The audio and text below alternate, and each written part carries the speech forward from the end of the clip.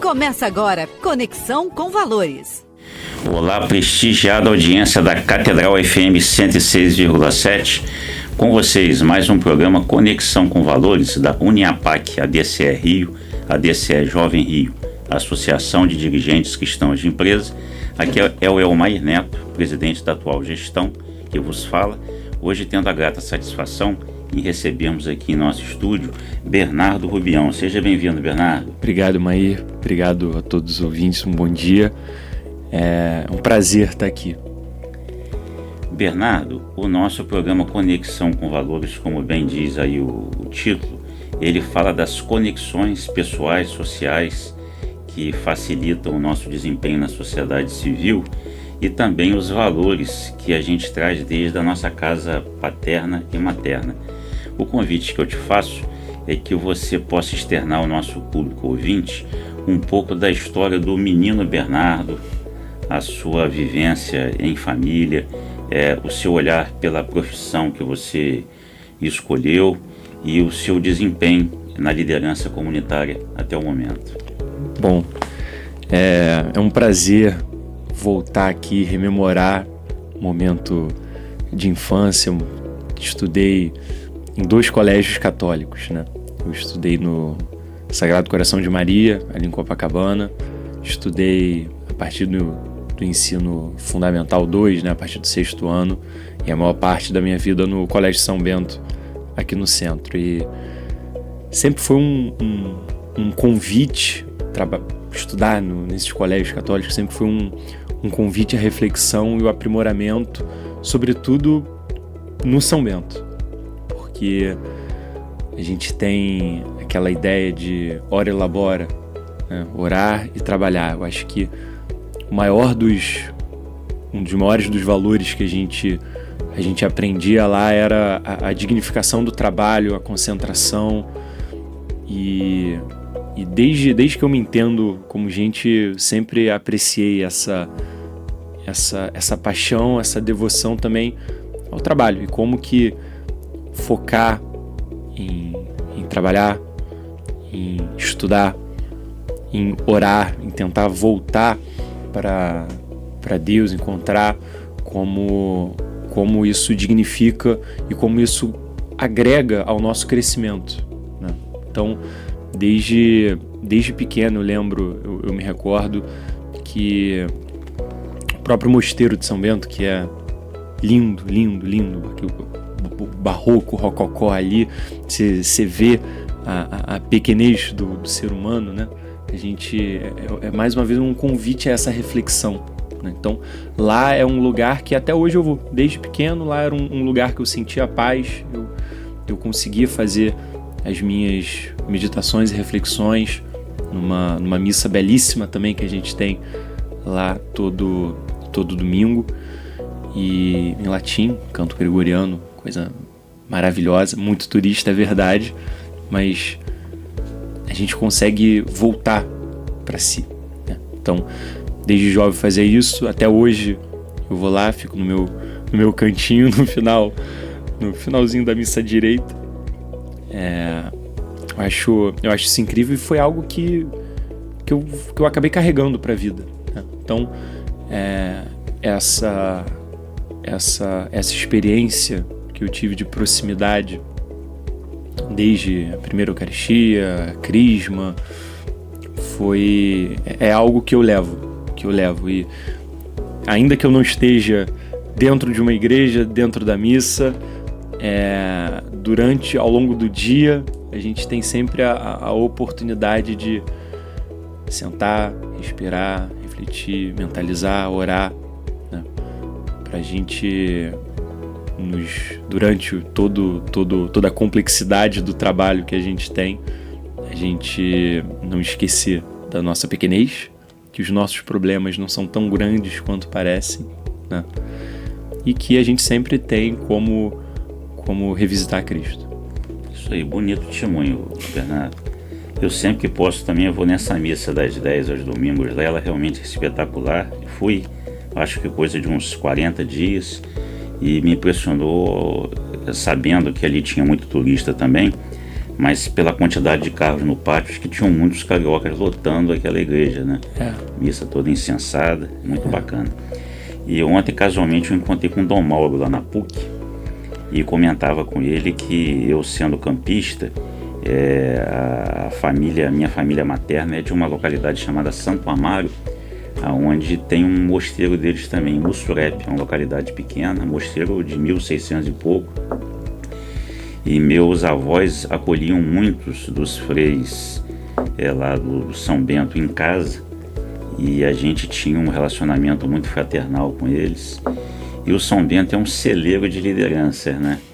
Ali dentro daquele ambiente, junto com seus amigos, como é que foi o olhar em relação à profissão que você escolheu?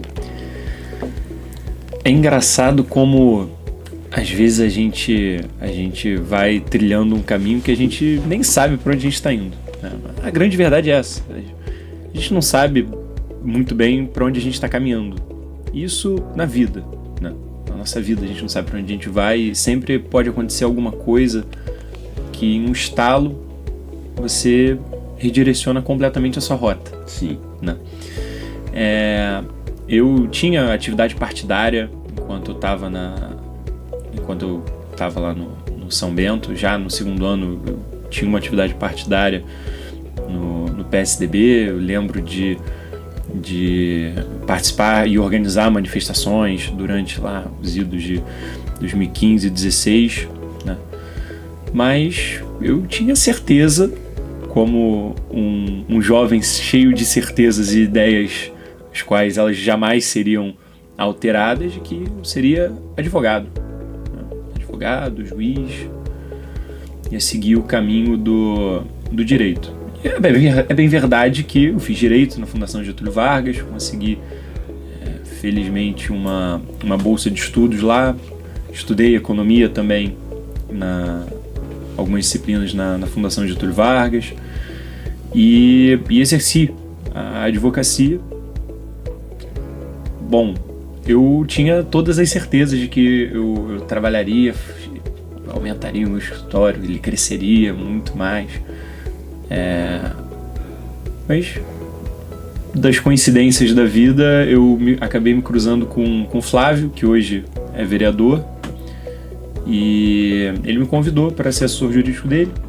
Depois virei chefe de gabinete, um mês depois de ter entrado, e fui convidado quando ele se lançou candidato a vereador para assumir a subprefeitura, quando recebi mais uma vez um convite na virada do ano para permanecer nesse mandato do nosso prefeito Eduardo Paes e do nosso vice-prefeito Eduardo Cavalieri, também cristão. E aqui eu já vou até dar uma cutucada que poderia chamar o Cavalieri aqui. Vamos chamá-lo. O Cavalieri é ex-aluno do Colégio de Santo Agostinho, onde meus filhos estudam também. E sendo jovem e com essa perspectiva de ser o mais jovem prefeito do Rio de Janeiro, dependendo do que vier a acontecer na nossa história política da cidade, fica aqui, formalizado em público, esse convite, Cavalieri. Eu vi há umas 2 semanas, Bernardo, que a juventude do PSDB está revigorada. E vi lá na posse Você estava lá também, te vi lá no Palácio da Cidade, na posse do Marcelo Queiroz, e vejo que alternâncias, né? Quando você percebe que o movimento está murcho, ele vai se inflando. E Eduardo Paes tem esse olhar especial de dar oportunidades e enxergar lideranças que ele treina para que eles possam desempenhar um papel significativo na sociedade civil. Conta para o nosso público aí como é esse testemunho de você tão jovem ser subprefeito de uma região que possui o maior IDH da cidade do Rio de Janeiro, onde reúne os melhores formadores de opinião, e tem uma pujança, porque tem um traço turístico também, né? O Rio de Janeiro se mostra para o mundo pela Zona Sul. Sim. Eu fico muito confortável no sentido de... Eu estou acostumado a sempre a exigência lá no alto, lá no topo, desde o São Bento, com um grau de exigência enorme. A gente sempre é cobrado para além do melhor, né? Sempre. A gente tem que dar sempre o nosso máximo. Eu lembro que o meu pai, ele sempre me exigiu muito de que o sucesso ele vem com sangue, suor e lágrimas, né? Então, eu sei que é difícil, mas é maravilhoso, porque a gente pode dar sempre o nosso melhor, né? A exigência do morador da Zona Sul, seja da pessoa que mora no metro quadrado mais caro do Brasil, seja o morador da comunidade, todos têm o direito de ter o melhor nosso, né? Então, todo dia a gente acorda e dá o nosso melhor para entregar à população o melhor serviço possível, que eles tenham essa possibilidade de experimentar esse desempenho do bom serviço, né? De um serviço com excelência, né? Então, é realmente muito trabalho. Eu estava comentando ali fora antes de entrar que essa semana a gente teve uma operação. Na semana passada a gente também teve uma outra operação que a gente foi lá para a Zona Norte, lá em Auma, fazer fiscalização de ônibus meia-noite, porque são os ônibus que vêm aqui para a Zona Sul. E nos últimos 2 dias, agora a gente está entrando no terceiro dia de operação, de uma demolição ali em Botafogo, de um imóvel irregular, mais de 60% do imóvel ocupando a área pública, né? E a gente está devolvendo à população. Mas o trabalho não é simplesmente chegar com uma retroescavadeira. Então, é um trabalho de planejamento que dura a semana, é um trabalho de, assim, eu tenho a oportunidade de dormir no meu gabinete. Sim. E realmente dormi nas últimas 2 noites. Essa última noite de quinta para sexta foi a primeira noite que eu pude dormir em casa, mas a gente acaba tendo que dormir às vezes no gabinete porque a gente precisa estar cedo, disposto para trabalhar pela população. Então, de 4 horas da manhã até as 11 horas da noite, a gente estava lá fazendo desocupação, fazendo o nosso trabalho para entregar o melhor serviço possível. Parabéns. Sendo solteiro facilita, né, Bernardo? Bernardo, nós temos uma paixão em comum, que é o nosso Fluminense Futebol Clube. Você partícipe da nossa Confraria dos Devotos Tricolores. E, aliás, uma coincidência que grande número de lideranças que estão na gestão do Rio de Janeiro também fazem parte da nossa confraria, né? Conta pra gente um pouquinho desse olhar de devoto tricolor. Sendo tricolor, a gente sabe o verdadeiro tricolor, né? O único tricolor do Brasil é o Fluminense Futebol Clube. Mas a nossa história, ela tá completamente ligada à devoção. A gente quando acontece qualquer tipo de quando a gente tem algum problema, a gente está em apuros durante o jogo, a gente busca o socorro de um só. A bênção João de Deus. Como é a única torcida que chega e começa a orar no meio do jogo.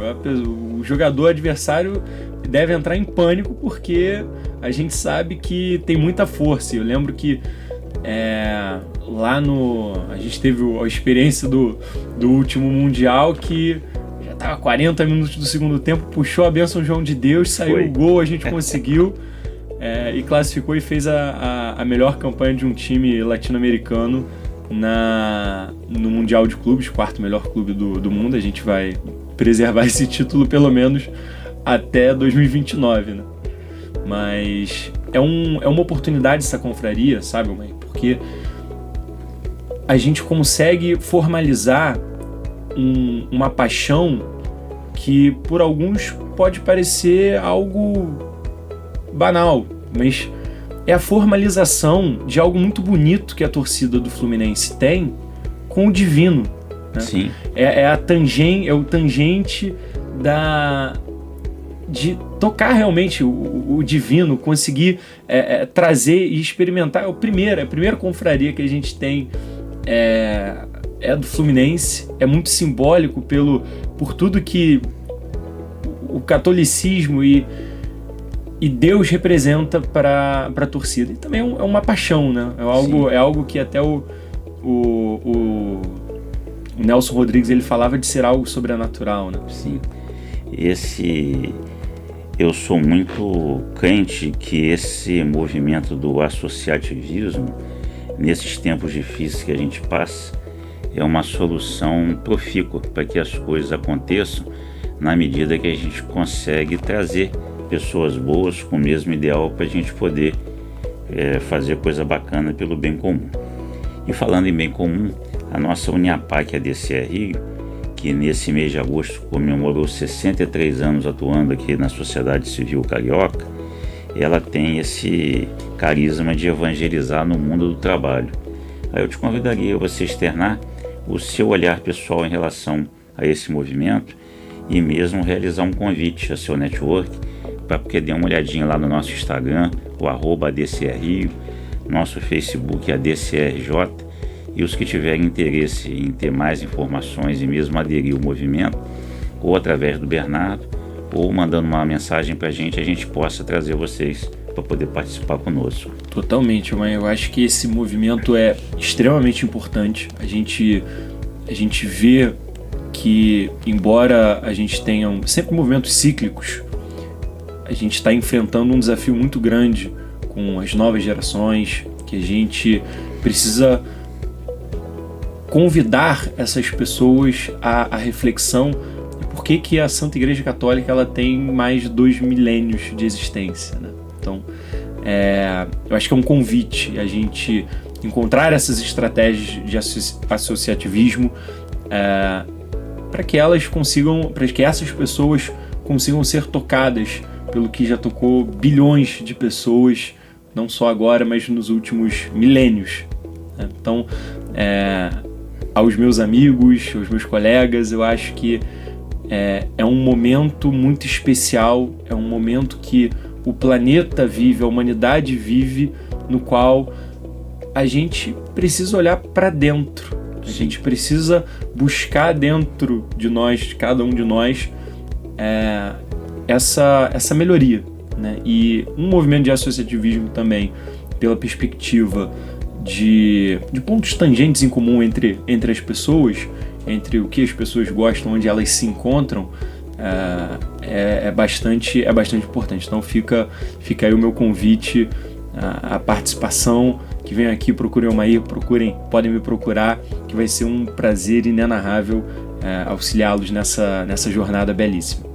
Bernardo, a gente agradece imensamente a sua disponibilidade, tem um prazer você aqui conosco no Conexão com Valores, que sempre aos sábados às 17 horas está no ar. Até a próxima. Obrigado. Um abraço. Por ter vindo. Bacana, gostei.